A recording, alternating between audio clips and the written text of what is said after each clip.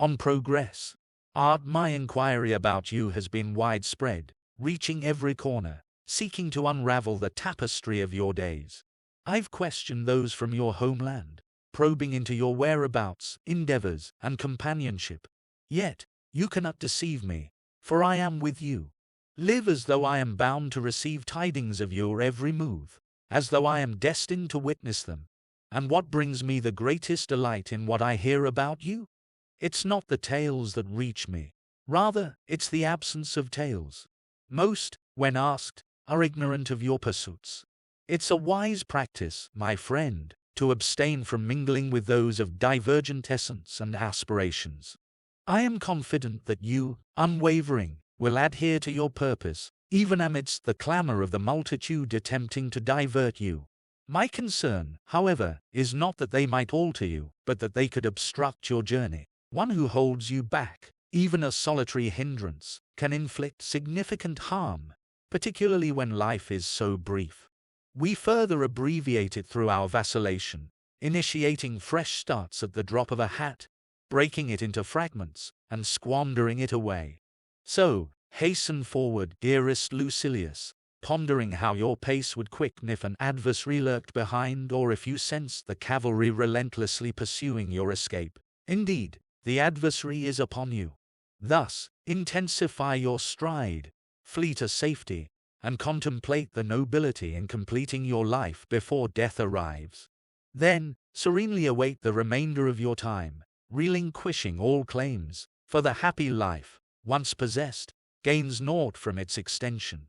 Its joy lies not in length, but in essence. Oh, when shall you witness the moment when time means nothing to you?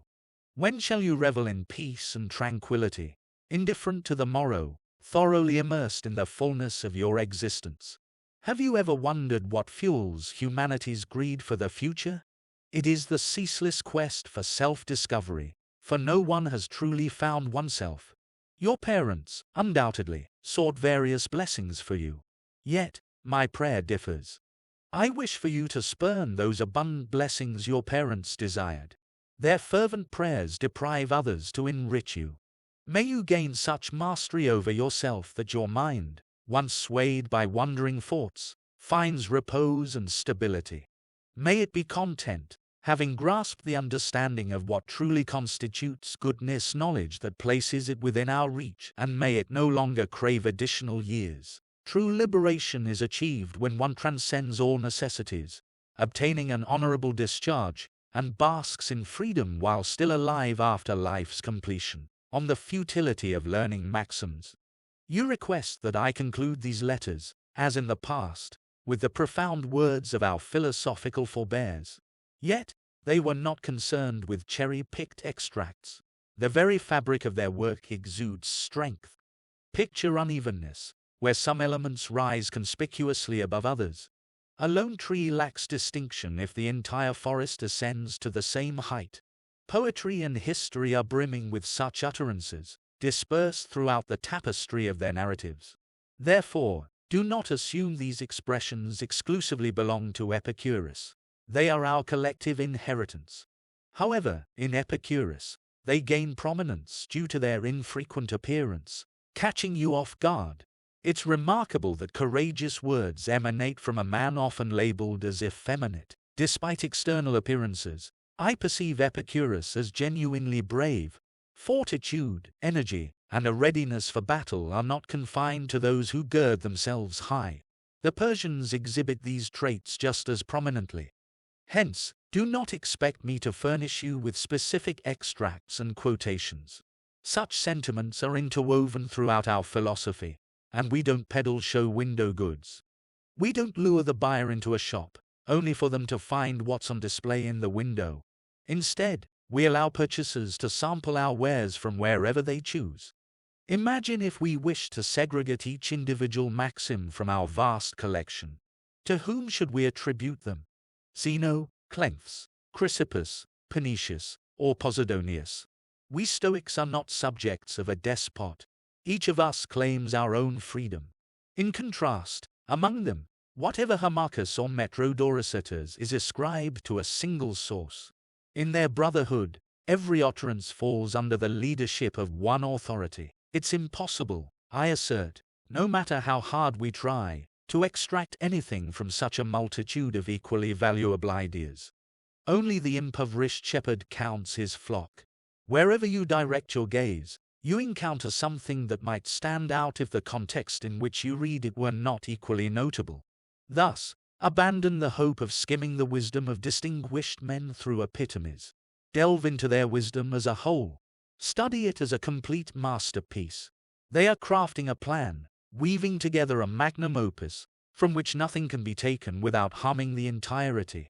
Examine the individual parts, if you will, but examine them as components of the person themselves. Just as a woman is not considered beautiful for a praised ankle or arm, but for a general appearance that makes you forget to admire isolated attributes. If you persist, my friend, I'll not be stingy with you, but rather generous, for these passages are plentiful, strewn about without the need for collection, just waiting to be picked up. They don't drip out occasionally. They flow continuously, unbroken and closely connected. They could benefit those who are still novices and worshipping outside the shrine, for single maxims sink in more easily when they're marked off and bounded like a line of verse. This is why we offer children proverbs, or what the Greeks call krya, to be learned by heart. Such things can be grasped by young minds that cannot yet hold more. But for a man with definite progress, to chase after choice extracts and prop his weakness with the best-known and briefest sayings, depending on his memory, is disgraceful. It's time for him to lean on himself. He should create such maxims, not memorize them. Even for an old man, or one who has glimpsed old age, having a notebook knowledge is disgraceful. This is what Zeno said. But what have you yourself said? This is the opinion of Clenthes. But what is your own opinion? How long will you march under another man's orders? Take command, utter a word posterity will remember. Put forth something from your own stock. For this reason, I maintain that there is nothing of eminence in men like these, who never create anything themselves but always lurk in the shadow of others, playing the role of interpreters, never daring to put into practice what they have been so long in learning. They exercise their memories on other men's material. But remembering is merely safeguarding something entrusted to memory. Knowing means making everything your own. It means not depending on the copy and not glancing back at the master all the time. Thus said Zeno, thus said Clenthes. Indeed, let there be a difference between yourself and your book. How long will you be a learner? From now on, be a teacher as well. But why, one asks, should I continue hearing lectures on what I can read? The living voice, one replies, is a great help, perhaps, but not the voice that merely makes itself the mouthpiece of another's words, only performing the duty of a reporter. Consider this also. Those who have never attained their mental independence begin by following the leader where everyone has deserted the leader. Then they follow him in matters where the truth is still being investigated. However, the truth will never be discovered if we rest content with discoveries already made. Besides, he who follows another not only discovers nothing but is not even investigating. What then? Shall I not follow in the footsteps of my predecessors? I'll indeed use the old road, but if I find one that makes a shorter cut and is smoother to travel, I'll open the new road. Men who made these discoveries before us are not our masters but our guides. Truth lies open for all. It has not yet been monopolized. And there's plenty of it left for posterity to discover. On a promising pupil, my spirit expands, and I dance with joy, shedding the weight of years as my blood courses warmly within me, every time I discern, from your actions and your letters, how greatly you have surpassed yourself. As for the common man, you left him far behind long ago. Just as a farmer delights in his tree-bearing fruit or a shepherd revels in the growth of his flocks, and every man sees in his pupil the reflection of his own early manhood, imagine then the sentiments of those who have nurtured a mind and shaped a young idea when they witness it suddenly mature. You, my creation, I claim as my own handiwork. When I recognized your abilities, I placed my hand upon you, encouraged you, prodded you, refusing to allow you to march idler but persistently stirring you. And now, I continue in the same fashion, yet this time I am cheering on one who is already in the race, and in doing so, you, in turn, inspire me. What more do you seek from me? You inquire. The will is still mine. Well, in this instance, the will is nearly everything, not merely half. As in the proverb, a task once begun is half done. It is more than half, for the subject in question is determined by the soul. Thus, the larger part of goodness lies in the will to become good. Do you understand what I mean by a good man? One who is whole, complete, whom no constraint or necessity can render bad. In you, I see such an individual, provided you continue steadily on your path, ensuring that all your actions and words harmonize and correspond with each other, stamped from the same mold. When a person's deeds are out of tune, their soul is askew on the friendship of kindred minds. As I passionately encourage you to delve into your studies, I must confess it's my own self-interest at play. I desire your friendship, a connection not yet fully realized unless you continue, as you've started, the journey of self-development. At this moment, though you love me, you aren't truly my friend. But, you might argue, aren't these words synonymous? No, quite the contrary. They hold vastly different meanings. While a friend loves you, someone who loves you isn't necessarily your friend in every circumstance. Friendship, therefore, is consistently beneficial, while love can sometimes lead to harm. Strive for self-perfection, if not for any other reason, to learn the art of love. Hurry, then, so that while enhancing yourself for my benefit, you don't inadvertently learn perfection for someone else's advantage. Granted, I already derive some benefit from envisioning a future where our minds align, anticipating that whatever portion of my strength has succumbed to age will be rejuvenated by your vitality, although our ages don't differ significantly. Yet, I yearn to revel in the realized accomplishment. We experience joy for those we love, even when separated, but such joy is transient. The sight of a person, their presence, and shared communion offer a more profound, living pleasure, especially if one not only sees the desired person, but the kind of person one desires. So, give yourself to me as a precious gift, and, to fuel your efforts, reflect on your mortality and my advancing age. Seek me out, but seek yourself first. Progress, and above all, strive for consistency within yourself. To assess your achievements, consider whether your desires today align with those of yesterday. A wavering will suggest some mind adrift, swaying in various directions with the wind. On the other hand, what is settled and firm remains steadfast. This is the fortunate condition of the fully wise and, to some extent, the individual making progress and gaining ground. Now, what sets these two groups apart? One is in motion but doesn't change position. It merely rocks up and down in place. The other is entirely still. On the value of retirement, urge your companion to boldly dismiss those who criticize him for seeking the shelter of solitude, relinquishing the pursuit of honors. Despite the potential for greater achievements, he has chosen tranquility above all. Let him daily demonstrate to these detractors how wisely he has prioritized his own well-being. Those whom others envy will continue their march. Some will be displaced, and others will stumble. Prosperity is a tumultuous force, tormenting itself and stirring the minds of men in various ways, propelling some towards power and others towards extravagant living. It inflates some while enervating others entirely. The objection may arise, so and so handles his prosperity well. Yes, much like one handles his liquor. Don't let this type of individual convince you that someone besieged by the crowd is truly happy. They rush to him like a crowd scrambling for a pool of water, muddying it as they drain it. You might say, people label our friend a trifler and a sluggard. Understand that there are those whose speech is distorted, using contrary terms. They once called him happy, but does that mean he was happy? Even the perception that he possesses a stern and gloomy disposition doesn't trouble me. Aristo used to prefer a youth of stern demeanor to a jovial, crowd pleaser, he remarked. Wine that seemed harsh and sour when new becomes good with age, but that which tasted good at the vintage cannot stand the test of time. So, let them label him stern and an obstacle to his own advancement. It is precisely this sternness that will age well, provided he continues to cherish virtue and immerse himself deeply in studies that cultivate the mind, not those with which a man merely sprinkles himself, but those in which the mind should be steeped. Now is the time to learn.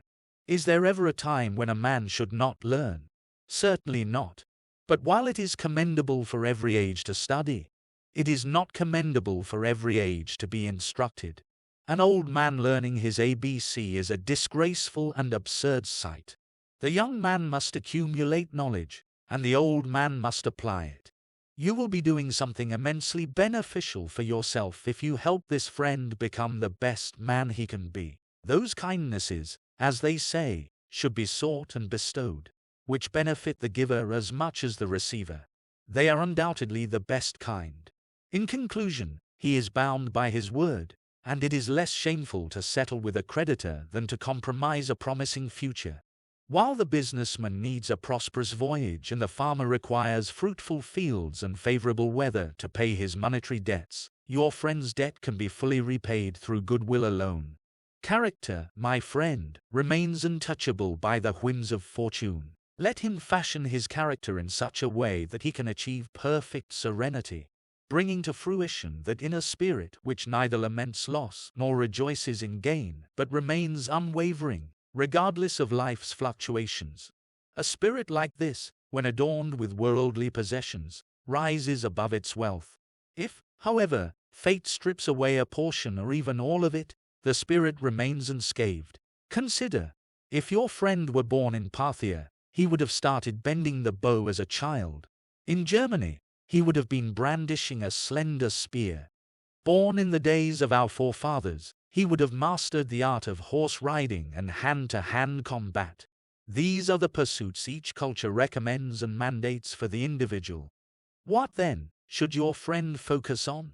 I propose, let him learn that which is effective against all adversaries and every kind of weapon, contempt for death. Because it is undeniable that death holds something terrifying within it, something that even startles our souls, molded by nature to cherish their existence. Otherwise, there would be no need for preparation or fortification against that towards which our instincts lead us, just as all men strive to preserve their lives. No one acquires such knowledge in order to lie down calmly on a bed of roses if necessity arises. Rather, the aim is to fortify one's courage to face torture without surrendering one's pledged faith. To endure a watch in the trenches, wounded and without leaning on a spear, because any support might invite sleep. In death, there is nothing harmful. There must be something for harm to exist. If you harbor an insatiable desire for a longer life, ponder on this. None of the objects that disappear from our sight and return to the world of things from which they emerged are annihilated. They merely conclude their course without perishing. Death, which we fear and shy away from, merely interrupts life but doesn't snatch it away. The time will come when we will be restored to the light of day, and many would object if they weren't brought back in forgetfulness of the past. I intend to demonstrate later, more carefully, that everything that appears to perish simply undergoes a transformation. Since your return is destined, depart with a tranquil mind. Observe how the cosmic cycle repeats its course. Stars do not extinguish but rather set and rise in succession. Summer may fade, but another year will revive it. Winter may recede, but its proper months will restore it. Night might engulf the sun, but day will inevitably conquer the night. The wandering stars follow their established orbits. A portion of the sky rises incessantly, and another descends. One final note, and I shall cease. Infants, boys, and the insane harbor no fear of death. It is most disgraceful if reason cannot grant us the peace of mind that folly has granted them. On allegiance to virtue, you've pledged to be a man of virtue. You've sworn an oath, an unbreakable bond that ties you to a profound understanding. Anyone claiming this as an effeminate and effortless form of soldiering is merely jesting. Do not be misled. The terms of this noble commitment are akin to those of the most dishonorable, namely, through burning, imprisonment, or death by the sword. Gladiators, who lease their strength for the arena, trading their sustenance for the cost of blood, are assured they'll endure such trials even if unwilling. You, on the other hand, are expected to face them willingly and eagerly. While a gladiator may lower his weapon, seeking the mercy of the crowd, you will neither lower your weapon nor beg for life. You must face death with dignity and steadfastness. Furthermore, what gain is there in securing a few days or a few years? From the moment we are born, there is no discharge. But how can I liberate myself? You inquire. You cannot escape necessities, but you can conquer them through force, a way made possible by philosophy. Turn to philosophy if you seek safety, tranquility, happiness, and, above all, freedom. There is no alternative path to achieve this end.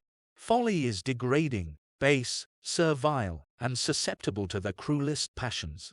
These passions, harsh taskmasters that they are, sometimes rule in turns, sometimes together. Wisdom, the only true liberation, can expel them. There is but one straight path leading there. You will not stray. Walk with unwavering steps. If you desire control over all things, subject yourself to reason. When reason becomes your ruler, you become the master of many. Learn from her what you should undertake and how to do it. You will not stumble into things. Show me a man who knows how he began to crave what he craves, and I'll show you none. No one arrives at such a point through foresight. It is impulsive. Fortune strikes us as frequently as we challenge fortune. Instead of advancing, it is disgraceful to be carried along and then, amid the chaos of events, to ask in a bewildered manner, "How did I get into this condition?" On quiet conversation, you're absolutely correct in emphasizing an increase in our exchange of letters. However, the most profound benefit arises from conversation, as it gradually seeps into the soul. Lectures, meticulously prepared and delivered before a multitude, may contain more noise but lack the intimacy that conversation offers. Philosophy is akin to good advice. It cannot be shouted at the top of one's lungs. While we occasionally resort to these impassioned speeches, especially when rousing a doubtful soul, the real endeavor, when the goal is to facilitate learning and not just kindle the desire to learn, demands the subdued tones of conversation. Such words enter effortlessly and adhere to memory, for what is needed is not an abundance of words but impactful ones. Words, like seeds, ought to be scattered. Regardless of their size, once finding fertile ground, they unfold their potential, evolving from a seemingly insignificant entity to their fullest form. Reason follows a similar pattern. It might appear modest at first, but as it carries out its function, it grows. Few words may be uttered, but if the mind genuinely grasps them, they spring forth with vigor. Precepts and seeds share a common trait. They yield abundantly while being seemingly trivial. However, as I mentioned, it is crucial that a receptive mind welcomes and absorbs them. Then, organically, the mind itself will yield generously, returning more than it received. On noble aspirations. Certainly, I shall organize the notes you seek with precision and conciseness, although you might find more assistance in the traditional approach compared to what is now commonly termed a breviary, once known in the golden age of Latin as a summary. The former proves more valuable to one in the process of learning, while the latter benefits those who are already acquainted with the subject, serving as a memory aid. I will provide opportunities for both, as a person of your caliber should not require specific authorities, and the very need for such references suggests a lack of recognition. I shall fulfill your request in my own manner, but until then, numerous authors have penned works that should sufficiently organize your thoughts. Peruse the list of philosophers. The sheer magnitude of individuals who have toiled for your enlightenment should spur you into action. You will undoubtedly yearn to join their ranks, as it is the finest quality of a noble soul to be stirred toward honorable pursuits. Individuals of exceptional abilities find no satisfaction in the mundane. The prospect of great achievement beckons and uplifts them. Just as a flame instinctively rises into the air and refuses to be contained or subdued, our soul remains in perpetual motion, with greater ardor fueling increased activity. Fortunate is the one who directs this impulse towards nobler ends, transcending the whims of fate, wisely managing prosperity, minimizing adversity, and disdaining what others hold in high esteem. A great soul scorns grandiosity, preferring the ordinary over the excessive. The former is useful and life-giving, while the latter, due to its excess, proves harmful, like overly fertile soil causing grain to fall flat or excessive productivity preventing fruit from ripening. The soul can be ruined by unbridled prosperity. Such excess leads to the degradation of the soul, akin to a rich soil causing branches to break under their own weight. Consider, what enemy has ever been as insolent to an opponent as pleasures are to certain individuals? Their incontinence and reckless lust can only be excused by the suffering they endure from the ills they've inflicted on others. They are rightfully tormented by this madness, for desires must have unbounded space if they transgress nature's limits. Incontinence arises from desire exceeding its natural bounds. Pleasure, left unchecked, becomes indispensable once accustomed to it, turning individuals into slaves rather than allowing them to savor it. Such individuals even love their own ills, reaching the pinnacle of unhappiness when they delight in shameful things, and habits replace vices with no room left for a cure. On the proper style for a philosopher's discourse. I appreciate your frequent letters. Each one reveals your authentic self in a way that transcends mere words. Opening a letter from you is akin to having you in my immediate company. If the images of absent friends bring solace, even if it is a fleeting and intangible comfort derived from memories, how much more delightful is a letter bearing tangible traces of a friend's existence. The impression of a friend's hand upon a letter carries a sweetness comparable to face-to-face encounters, an unmistakable mark of recognition. You share with me that you attended a lecture by the philosopher Seneca during his visit to your current abode. You mention his propensity for delivering words with a forceful rush, causing them to collide and surge rather than flowing in a measured fashion. I find fault with this approach in a philosopher. His speech, much like his life, should exude composure, and disorderly haste is not conducive to well-organized discourse. In Homer, the swift style, resembling a snow squall, is attributed to the younger speaker, while eloquence from the older characters flows gently, sweeter than honey. Hence, I advise against forceful, rapid speech, more suitable for a showman than one engaged in profound discussion. Equally objectionable is a slow and dripping style. It should neither strain the ear nor deafen it. While the meager and drawn-out style may weary the audience with its stuttering slowness, the long-awaited word sinks in more easily than one that swiftly flits past. Furthermore, discourse dealing with truth should be straightforward and unadorned. Popular styles, focused on impressing the masses, are divorced from truth and aim to captivate in a hurry. They evade discussion rather than inviting it. How can speech govern others if it cannot govern itself? Noteworthy is the fact that speech designed to heal our minds must be absorbed, much like remedies, which are only effective when retained. Additionally, such speech often contains a surplus of emptiness, offering more sound than substance. Terrifying thoughts should be allayed, irritations soothed, illusions dispelled, indulgences curtailed, and greed rebuked. Cues that cannot be administered hastily. I must emphasize that the confused and ill-chosen words of these verbal acrobats provide little pleasure. Just as one is satisfied with discerning the intricacies of tricks that seemed impossible, hearing these word gymnasts once suffices. What is there to learn or emulate in them? Their disordered speech reflects poorly on their souls.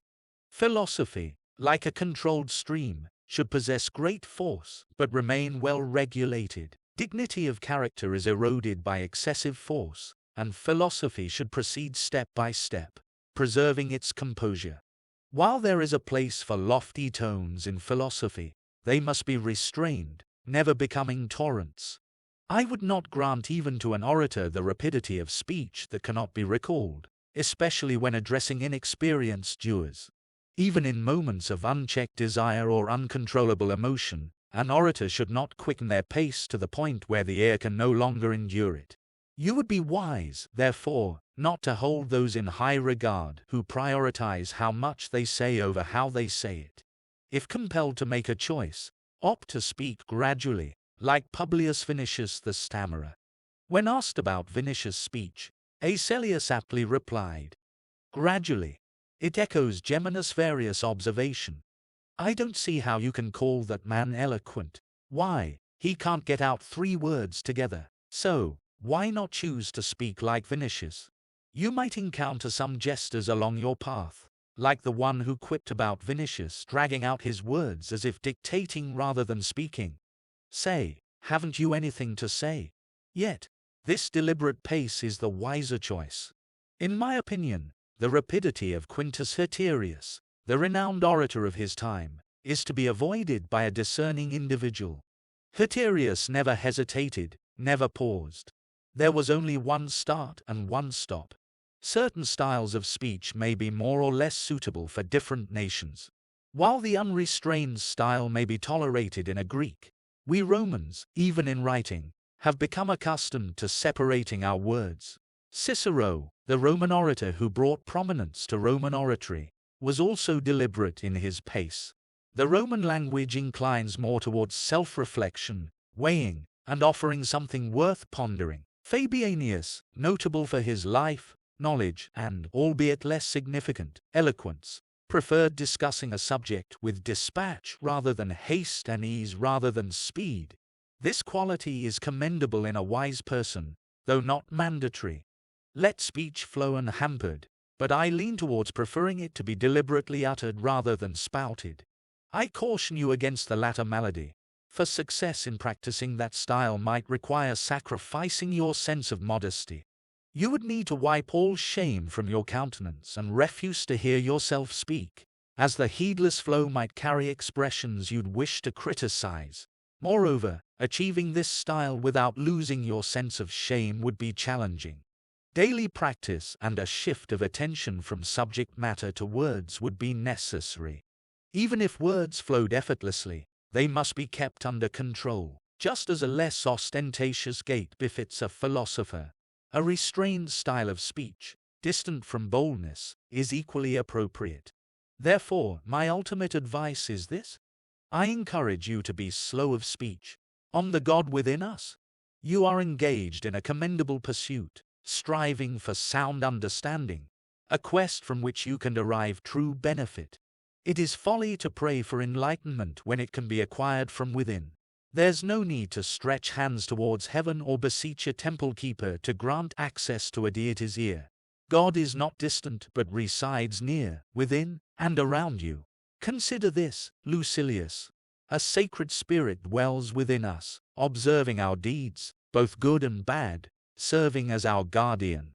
Our treatment of this spirit determines its response. No one can be truly good without divine assistance. Can one rise above fortune without divine aid? It is God who offers noble counsel.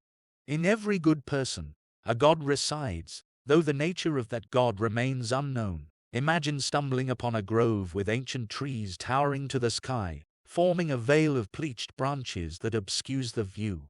In that lofty forest, secluded and shaded, you may sense the presence of deity. Similarly, if you encounter a cave formed by the natural crumbling of rocks, holding a mountain in its arch, your soul may be stirred, hinting at the existence of God. We worship the sources of mighty rivers, erect altars where great streams burst forth, and revere springs of hot water as divine. Observing a person untouched by fear in the face of danger, unswayed by desires, happy in adversity, and serene amidst the storm, you may feel reverence. This individual, looking down upon others from a higher plane, treating gods as equals, seems touched by a force from heaven. Such a person elicits admiration and suggests the presence of a divine power. When a soul rises above others, maintains self-control, and faces every experience with equanimity, It is stirred by a force from heaven. This quality cannot stand upright without divine support. A significant part of it abides in its celestial origin, dependent on and turned towards that source. The great and hallowed soul, descended to grant us a closer understanding of divinity, associates with us, but remains connected to its origin, concerned with our actions as a being superior to ourselves. So, what defines such a soul? It is resplendent with no external good, only with its own. Praising qualities that come from without is foolish. Marveling at characteristics that may change in an instant is insane. No man should glory except in that which is truly his own. Praise the quality that cannot be given or taken away, the soul and reason perfected within. Man is a reasoning animal, and his highest good is achieved by living in accordance with his own nature. This task is made challenging by the collective madness of mankind, as individuals push each other into vice. How can a man be recalled to salvation when he has no one to restrain him and all mankind urging him onward? On values. Has that companion of yours convinced you of his virtue so swiftly? It is impossible, in such a brief span, for one to either become genuinely virtuous or be recognized as such. Do you comprehend the type of person I refer to when I mention a virtuous man? I mean one of the second rank, akin to your friend. For an individual of the first class, akin to the phoenix, arises perhaps only once in 500 years. It is not surprising that greatness emerges at infrequent intervals. Fortune often brings forth commonplace abilities, born to please the masses. However, she holds up for our admiration what is extraordinary precisely by making it rare. The individual you mentioned, though, is still distant from the state he claims to have attained. If he truly understood what it meant to be virtuous, he wouldn't hastily deem himself virtuous. Perhaps he'd even despair of becoming virtuous. But, you argue, he despises evil men. Well, so do evil men themselves.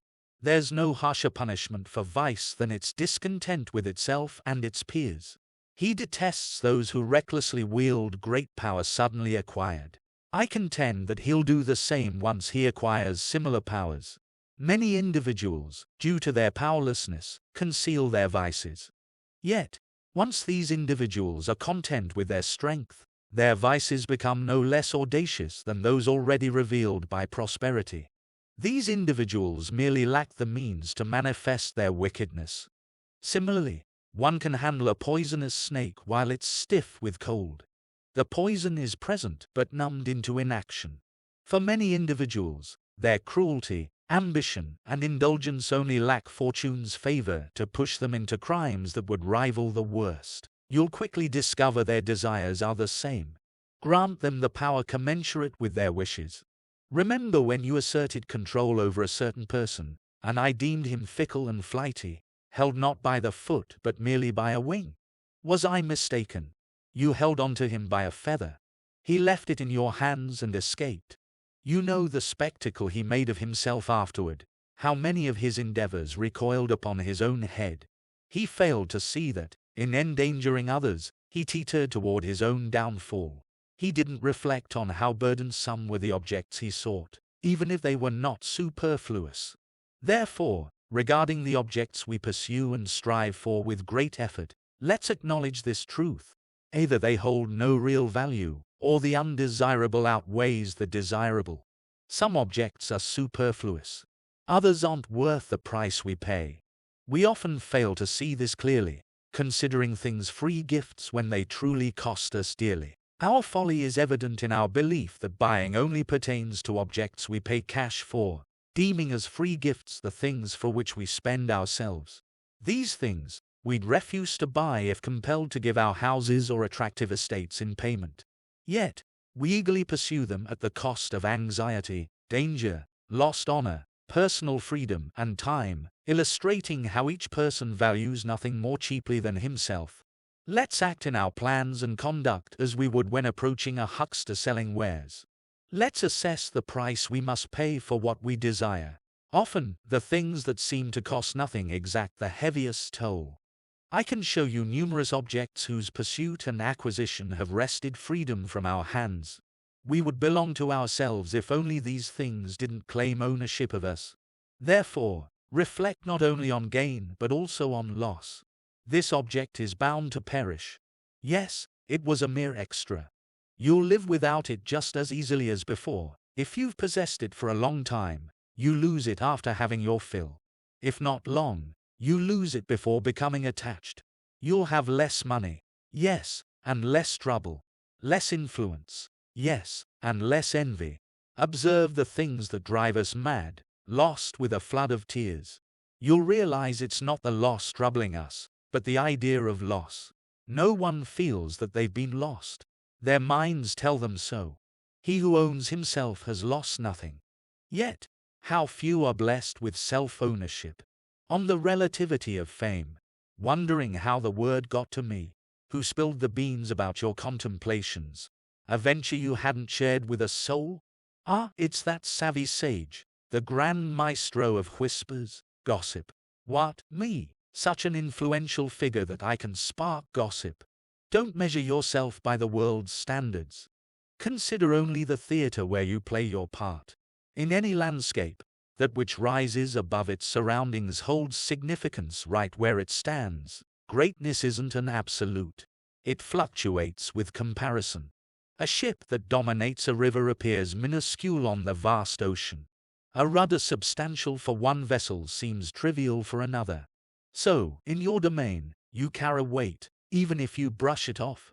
Folks are inquiring about your daily affairs, your dining habits, your sleep rituals, and they're finding out, all the more reason for you to tread carefully. But don't delude yourself into thinking you are truly content until you can live openly before others, with walls that shield but don't obscure you. We often mistakenly believe these barriers are there not for safety but to cloak our transgressions. Consider this. A measure of a person's character is found in the rarity of someone who can leave their door wide open. It's our conscience, not pride, that posts gatekeepers at our entrances. We live in a way that sudden exposure is akin to getting caught in the act. But what's the point of hiding away, evading the eyes and ears of others? A clear conscience welcomes the crowd, while a troubled one, even in isolation, finds no peace. If your deeds are noble, let the world bear witness. If base, what difference does it make if no one else knows, as long as you are aware?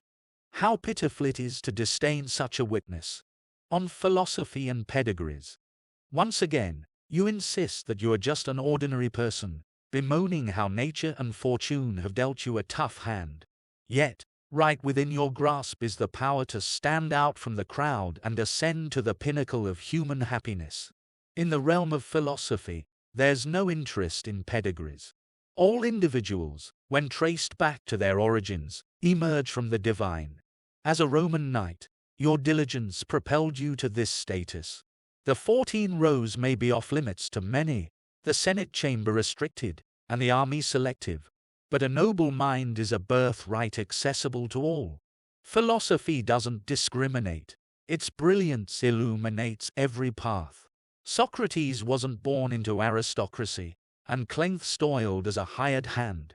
Philosophy didn't discover Plato as a noble. It crafted nobility in him.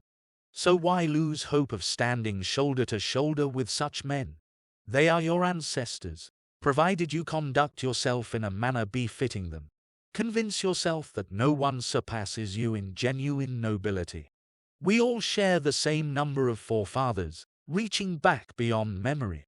Plato wisely notes, every king springs from a race of slaves, and every slave has had kings among his ancestors. Time's march and fortune's caprice have shuffled the noble and the humble together. Who, then, is well born? The one naturally equipped for virtue. Consider this alone. Otherwise, delving into antiquity merely leads to a prehistoric haze. From the earliest origins to the present, we've emerged from a mix of illustrious and humble beginnings. A room filled with smoke-stained busts doesn't confer nobility. No glorious past bestows upon us glory. The soul alone elevates us, rising above any prior condition, no matter its nature. Suppose you weren't a Roman knight but a freedman. By distinguishing between good and bad independently of popular opinions, You could become the only free man among gentlemen. How? By looking not to the source but to the goal of things. If anything can bring happiness, it's inherently good. It cannot deteriorate into evil. So, where's the mistake? Though everyone craves a happy life, they see the means to happiness as happiness itself, unwittingly fleeing from it. The essence of a happy life is carefree freedom, grounded in unwavering confidence. Yet, people accumulate sources of worry, burdening themselves on life's precarious journey. In their haste, they not only bear burdens but draw more to themselves, distancing themselves from their sought-after goal. The faster they move, the more entangled they become in life's intricate maze. On sophistical argumentation, you lament the scarcity of books in your region, emphasizing the importance of quality over quantity. A limited but impactful list of readings holds more value than a diverse assortment. To reach your desired destination, focus on a single road rather than wandering through many. For what you propose is not true exploration but mere tramping. You express a preference for advice over books, yet I am prepared to send you all my literary treasures and would even join you if not for the expectation that you will soon complete your term of office. Your desire for my writings doesn't inflate my sense of learning, and I recognize it as an act of charity rather than a judgment of my intellectual prowess. Regardless of their quality, read my works as if I were still on the quest for truth, persistently seeking and unaware of its full realization. I claim no allegiance to any master and give credit to the judgments of great minds while reserving space for my own. The works of these men have left us not with conclusive answers but with ongoing problems. They may have uncovered essentials had they not been sidetracked by superfluous pursuits. Time is lost in quibbles over words and sophistical argumentation, distracting us from the essential questions of life and death. Instead of discriminating between similar words, focus on discriminating between things, as it is our actions and choices that lead us astray. Flattery often masquerades as friendship, deceiving us with wide-open and indulgent ears. It closely resembles friendship but outdoes it in the race, pleasing precisely where it causes harm. The key is to see through this resemblance and label vices and virtues appropriately. Engaging in tricky wordplays and sophistries is as harmlessly deceptive as a juggler's cup and dice.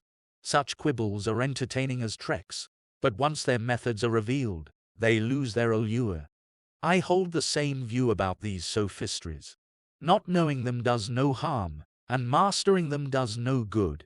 If you desire to unravel ambiguous meanings, instruct us that the truly content individual is not the one whom the masses hail as happy, the one showered with immense wealth. True happiness, instead, resides in the soul, in one's uprightness and elevation.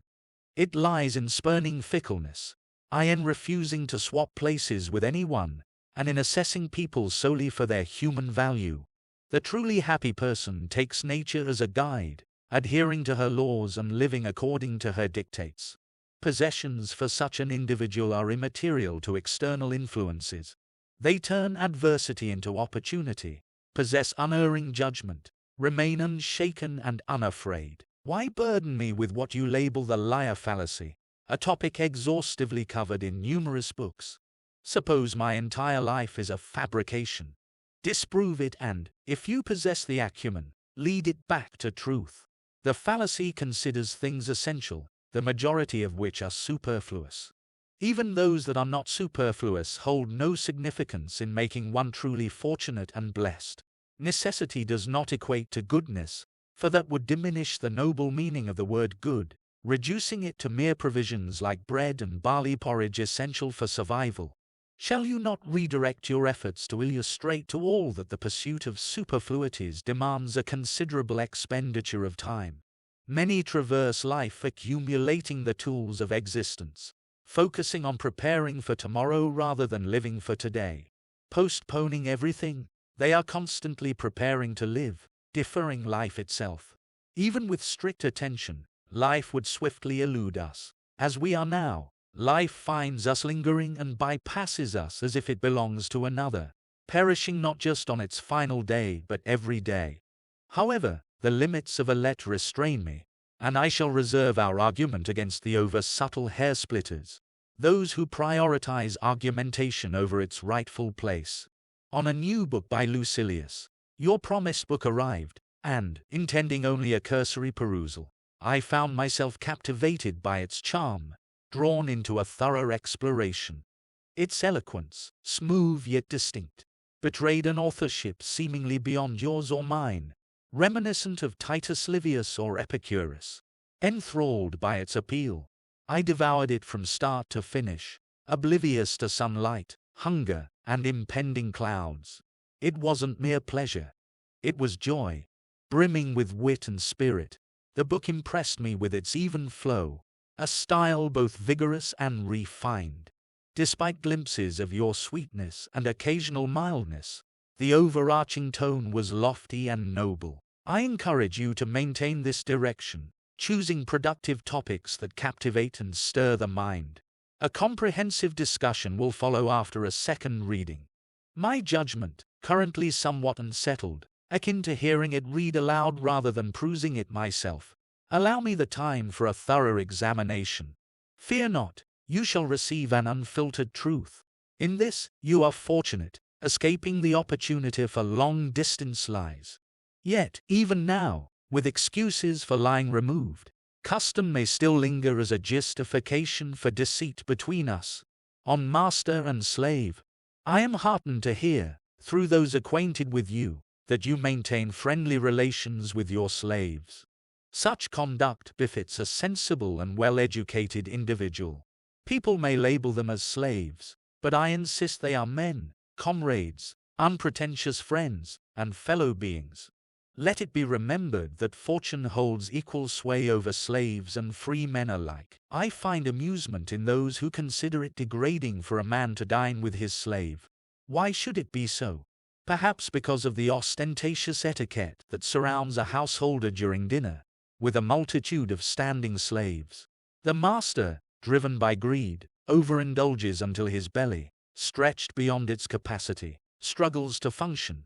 Meanwhile, the silenced slaves endure, unable to utter even a whisper under the threat of the rod. In contrast, slaves in former times were allowed not only to converse in their master's presence but with him directly.